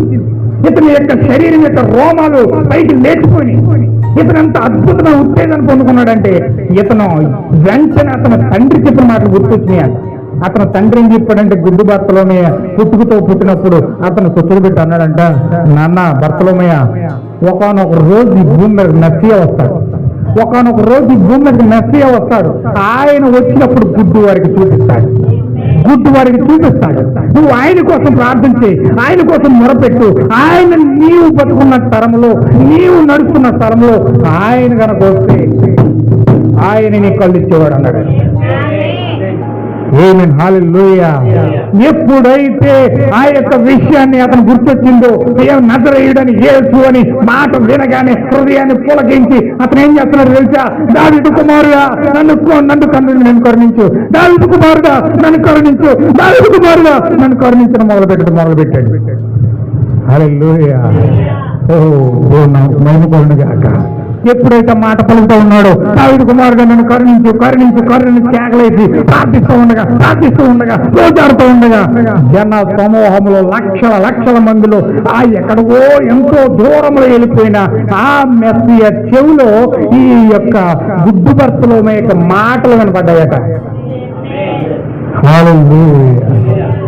దేవుడు పైన కాక ఎప్పుడైతే మాటలు వినపడ్డాయో గుడ్డు భర్తలోమ యొక్క ప్రార్థన దేవుని యొక్క చెవులో ఎప్పుడైతే పడ్డదో మనుష్య కుమారుడిగా శరీరం ధరించిన ప్రభువైన యేసు క్రీస్తు యొక్క చెవులో ఎప్పుడైతే గుడ్డు భర్తలోమ యొక్క మాటలు పడ్డాయో వెంటనే విను తిరిగి ఆ యొక్క గుడ్డు భర్తల దగ్గరికి వచ్చి చూపు పొందకూడుతున్నావు నా కుమారుడా అని అడుగుతున్నాడు ఆయన. హల్లెలూయా. ఓ నువ్వు ఒకప్పుడు నీ యొక్క కళ్ళు నడిపించే కళ్ళు నువ్వు ఎక్కడికి తీసుకెళ్ళిపోయే గొర్రె పిల్ల, నీవు నిన్ను నడిపించే గొర్రె పిల్ల. ఆ గొర్రె పిల్ల అలాంటితో తెలుసండి, ఒక కుక్క పిల్లడైపోంట. అతను కళ్ళు లేవు, అతను నడిపించేది ఆ గొర్రెలే. ఎక్కడ తీసుకెళ్ళమంటే ఆ గొర్రెలు తీసుకెళ్ళిపోయేదట, ఏ మూల తీసుకెళ్ళమంటే ఆ గొర్రెలు తీసుకెళ్ళిపోయేదట, ఎక్కడ కొట్టుగడ తీసుకెళ్ళమంటే కొట్టుగడ తీసుకెళ్ళేదట, వ్యవసాయం కూడా తీసుకెళ్ళమంటే వ్యవసాయం తీసుకెళ్ళేదట, ఎక్కడ తీసుకెళ్ళమంటే అక్కడ తీసుకెళ్ళేదట. ఇప్పుడు ఆయన కొల్లు ఎవరంటే గొర్రె పిల్లే. ఇప్పుడు ఆ కొల్లు అంటే గొర్రె పిల్లని నువ్వు అప్పగించేసావు. నీ సాక్రిఫైస్ కోసం, నీ యొక్క జీవన విధానం కోసం, నీ యథార్థతను బట్టి దేవుడు నీకు ఏర్పాటు చేసిన మార్గం ఏదో తెలుసా? ఇప్పుడు నా ద్వారా నీవు చూపు పొందుకోవడం. హల్లెలూయా. ఎప్పుడో జీవితంలో జరిగిపోయిన హృదయ రహస్యాలు ఎప్పుడైతే గుడ్డు భర్తలోకి తెరవబడ్డాయో, వాక్యం తెరవబడ్డాదో, ఆ మెస్సియాను చూశాడో, ఎంతో కళ్ళు తెరవబడి కళ్ళు అప్పగించుకుని చూసుకున్నాయి. ఆ ప్రజలకు మెస్సియా కనబడలేదు. కానీ ఒక గుడ్డివాడైన గుడ్డి భర్తలోనే కళ్ళు తెరవబడి మొట్టమొదటిగా చూసింది ఎవరినో తెలుసా? ఆ కాలం యొక్క మెస్సియాను చూశాడు. ఓ దేవుని మహిమకొలను గాక. ఆ యొక్క మెస్సియాను ఎప్పుడైతే ఆ గుడ్డి భర్తల మీద చూశాడో అతనికి ఆనందానికి అవసరం లేదు, ఆత్మలో ఆనందం పొందుకున్నాడు, సంతోషం పొందుకున్నాడు. చాలా మహిమకరమైన ఉత్సాహంతో ఇవ్వబడిన చూపుతో సంతోషంగా సువార్త ప్రకటిస్తున్నారు. హల్లెలూయా. గుడ్డు భర్తలోన కేకలు యేసు ప్రభువుని యేసు క్రీస్తు యొక్క చెవులు పడినప్పుడు సాక్షాత్తు ఆయనే ఆగిపోయాడు. హల్లెలూయా. యెహోషువ యుద్ధం చేస్తున్నప్పుడు ప్రార్థన చేస్తా ఉంటే ఆ ప్రార్థన విని ఆ ప్రార్థన చేసినప్పుడు సూర్యుడు యెహోషువ ప్రార్థన చేసినాడు. ప్రార్థన సూర్యుడు ఆపితే గుడ్డు భర్తలోనే ఎంత ప్రార్థన చేసి నీతి సూర్యుడు నాపిస్తాడు. హల్లెలూయా. యెహోషువ ప్రకృతి సంబంధమైన సూర్యుని ఆపితే గుడ్డు భర్తలోనే నీతి సూర్యుని ఆపిస్తాడు. హల్లెలూయా. యెహోషువ సూర్యుని ఆపాడు, గుడ్డు భర్తలోనే నీతి సూర్యుని ఆపాడు. ఆ యొక్క విధవాలైన స్త్రీ ఆ విమానం ఆపేసి విలియం బ్రహ్మాం తీసుకొచ్చి ఇంట్లో ప్రార్థన చేయించుకుంది. ఈ కాలంలో నువ్వు నేను కనుక అటువంటి యథార్థమైన ప్రార్థన, అటువంటి నిశ్చయమైన ప్రార్థన, నిరీక్షణతో కూడిన ప్రార్థన, పట్టుదలతో కూడిన ప్రార్థన, భారంతో కూడిన ప్రార్థన ఎప్పుడైతే చేస్తావో, ప్రత్యక్షత కలిగి ప్రార్థన చేస్తావో, ఖచ్చితంగా బలిష్ఠుడైన దూతను నీ హృదయంలో తీసుకునే వరకు నువ్వు వదిలిపెట్టావు. హల్లెలూయా. ఖచ్చితంగా ప్రభువుని యేసుక్రీస్తు ఈ కాలంలో బలిష్ఠుడైన దూతగా నీ యొద్దకు వస్తే వాళ్ళందరూ ఆపిన విధంగానే నీవు కూడా ఈయన ఆపి నీ హృదయంలో పొందుకుంటావు. హల్లెలూయా. ఇప్పుడు ఈ దూత, ఈ బలిష్ఠుడైన దూత ప్రభువుని యేసుక్రీస్తు నిబంధన దూత ప్రపంచంలో అన్యుల మధ్యలో సంచారం చేస్తా ఉన్నాడు. అన్యుల మధ్యలో సంచారం చేస్తా ఉన్నాడు. ఆ రోజు యేసులేమో వీధిలో తిరిగినట్టుగానే ఈ రోజు నీవు నీ ఇంటికి నా ఇంటికి తిరుగుతూ ఉన్నాడు ఆయన. ప్రతి గృహాన్ని తిరుగుతూ ఉన్నాడు ఆయన. ప్రతి ఒక్క గృహాన్ని సందర్శిస్తూ ఉన్నాడు ఆయన. ప్రతి వ్యక్తిని సందర్శిస్తూ ఉన్నాడు ఆయన. మొత్తం ప్రపంచం అంతా తిరుగుతూ ఉన్నాడు. హల్లెలూయా. ఇప్పుడు ఆయన సంచారం చేస్తున్న జన సమూహం మధ్యలో, క్రైస్తవుల మధ్యలో, ప్రపంచం మధ్యలో ఇప్పుడు ఆ దూతను నీ ప్రార్థన హృదయంలో తీసుకొచ్చేటట్టుగా విశ్వాసముతో, నిరీక్షణతో, పట్టుదలతో చేసే ప్రార్థన కోసం దేవుడు ఎదురు చూస్తా ఉన్నాడు. హల్లెలూయా. యెహోషువ సూర్యుని ఆపే, భర్తలోనే నీతి సూర్యుని ఆపే, ఆ యొక్క విధవరైన స్త్రీ విమానం ఆపి ఆ యొక్క మనుష్య కుమారుడైన విలియం బ్రహ్మాం తీసుకొస్తే మరి నువ్వెవరు నాపాలి? నువ్వెవరు నాపాలి? ఖచ్చితంగా నువ్వు ఈ బలిష్ఠుడైన దూతను ప్రభువుని యేసుక్రీస్తును ఆపాలి. నువ్వు ఆపగలిగినంత విశ్వాసం నీలో ఉంటే, ఆపగలిగినంత విశ్వాసంతో కూడిన ప్రార్థన నువ్వు చేస్తే ఖచ్చితంగా ఈ బలిష్ఠుడైన దూత ఒక శిశువు వలె నీ హృదయంలో వస్తాడు. హల్లెలూయా. ఒక శిశువు వలె ఎప్పుడైతే నీ హృదయంలోకి వచ్చాడో, ఎప్పుడైతే నువ్వు కొత్తగా జన్మించావో, ఎప్పుడైతే నువ్వు తిరిగి జన్మించావో, ఎప్పుడైతే పరిశుద్ధాత్మ బాధ్యతలు పొందుకున్నావో, అప్పుడు నీవు దేవుణ్ణి శిశు ప్రసూతి ద్వారా నువ్వు కనిన దానివై, నువ్వు రక్షించబడిన దానివై, నువ్వు రూపాంతరపరచబడి దేవుని సన్నిధిలో ఒక వెలుగు వలె నువ్వు వెలుగు. హల్లెలూయా. అయితే నా ప్రియమైన సహోదరి సహోదరులారా, ఖచ్చితంగా ఈ కాలంలో బలిష్ఠుడైన దూత ప్రభు అయిన యేసుక్రీస్తు అన్యుల మధ్యలో సంచారం చేస్తాడు. ఇప్పుడు ఆయన ఇజ్రాయేలు వైపు మళ్ళీపోతున్నాడు, ఇజ్రాయేలు వైపు వెళ్ళిపోతున్నాడు. అన్యుల ముద్దులు పెట్టి ఇజ్రాయేలు వైపు వెళ్ళిపోతున్నాడు. పరిస్థితులు తారుమారైపోతున్నాయి, మతాలు పెరిగిపోతున్నాయి, మతాల మధ్యలో చిచ్చులు పెరిగిపోతున్నాయి, పాస్టుల మధ్యలో ఐక్యత పెరుగుతూ ఉంది, దేశాల మధ్య ఐక్యత పెరుగుతూ ఉంది, తెగుళ్ళు వస్తూ ఉన్నాయి, యుద్ధాలు వస్తూ ఉన్నాయి, కరువులు వస్తూ ఉన్నాయి, కాటకాలు వస్తూ ఉన్నాయి, హింస పెరగడానికి సిద్ధంగా ఉంది. భయంకరమైన పరిస్థితులు ఉన్న మనం వెళ్తా ఉన్నాం, భయంకరమైన స్థితులు ఉన్న మనం వెళ్తా ఉన్నాం, ప్రాణపై అంచులో మనం ఉన్నాం. ఆ యొక్క విధవరాలైతే కుమారుడు చచ్చిపోవడానికి సిద్ధంగా ఎలాగైతే ఉన్నాడో నీ జీవితం నా జీవితం కూడా అలా ఉంది.